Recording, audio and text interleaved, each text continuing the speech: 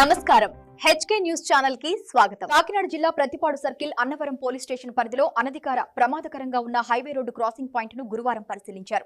ఈ సందర్భంగా సీఏ సూర్య అప్పారావు మాట్లాడుతూ కాకినాడ జిల్లా ఎస్పీ బిందు మాధవ్ ఉత్తర్వుల మేరకు పెద్దాపురం సబ్ డివిజనల్ పోలీస్ అధికారి శ్రీహరిరాజు సూచనలతో అనాధికార ప్రమాద జంక్షన్లను మూసివేయడం జరుగుతుందని పేర్కొన్నారు.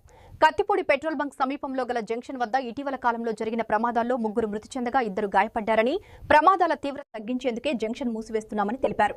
ఇప్పటికే జాతీయ రహదారిపై ప్రమాదాలు జరిగే ప్రాంతాల వద్ద యాక్సిడెంట్లైన కార్లకు రేడియం స్టిక్కర్లు అంటించి డేంజర్ ప్రాంతంగా బోర్డులు కూడా ఏర్పాటు చేశామన్నారు. వాహన చోదకులు జాతీయ రహదారిపై ప్రయాణించేటప్పుడు భద్రతా నియమాలు పాటిస్తూ సురక్షితంగా గమ్యాలు చేరాలని సూచించారు. అనధికార జంక్షన్ను దాటవద్దని, వీటి వల్ల ప్రమాదాలు అధికంగా జరుగుతున్నాయని తెలిపారు. ఆయన వెంట అన్నవరం ఎస్ఐ శ్రీ హరిబాబు, రెవెన్యూ సిబ్బంది ఉన్నారు. కాకినాడ జిల్లా ప్రతిపాడు నియోజకవర్గంలోని కత్తిపూడి నేషనల్ హైవే మీద ఉన్నాం. ఈ కత్తిపూడి నేషనల్ హైవేతో ఉన్నటువంటి ప్రాముఖ్యత ఏంటంటే, ఈ కత్తిపూడి గ్రామంలోనే నేషనల్ హైవే 216, నేషనల్ హైవే 16 రెండు కూడా కలిసే ఒక జంక్షన్ పాయింట్ ఇది. దానివల్ల ఈ కత్తిపూడి గ్రామంలో సర్వసాధారణంగా ఎక్కువగా రోడ్డు యాక్సిడెంట్ జరుగుతూ ఉంటాయి. ఇప్పుడు మనం నిలబడినటువంటి బంక్ జంక్షన్ ఏదైతే ఉందో, ఇక్కడ గడిచిన సంవత్సరంలో 4 యాక్సిడెంట్లో 3 చనిపోవడం జరిగింది.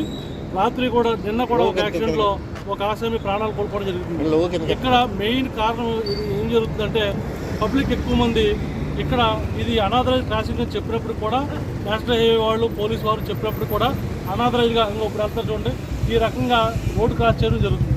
ఈ రకంగా క్రాస్ చేసిన సందర్భాల్లో వీళ్ళని ఆ హైవే మీద వెళ్తున్న వాహనాలు ఢీకొట్టడం వల్ల జనాలు చనిపోతూ ఉన్నారు.